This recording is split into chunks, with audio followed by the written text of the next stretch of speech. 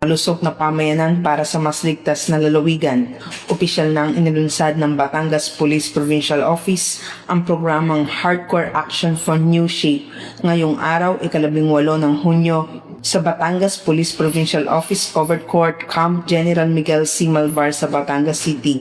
Ang makabuluhang inisyatibong ito ay naglalayong itaguyod ang kalusugan, wastong nutrisyon at pangkalahatang kagalingan o wellness ng ating mga kapulisan sa pamamagitan ng komprehensibong health assessment, BMI screening at pagbibigay ng personal na fitness at diet plans. Tinitiyak ng Batangas Police Provincial Office na ang bawat miyembro ay pisikal at mental na handa sa pagtupad ng kanilang tungkulin. Dahil sa bagong PNP at sa ilalim ng bagong Pilipinas, ang serbisyong mabilis, tapat at nararamdaman ay nagmumula sa mga disiplinado at malulusog na tagapagtanggol ng bayan. Para sa mas ligtas at malusog na Batangas, sama-sama tayo sa bawat hakbang. Mula dito sa Batangas Police Provincial Office, ako si Patrolwoman Asuncion, nag-uulat para sa Police News Network.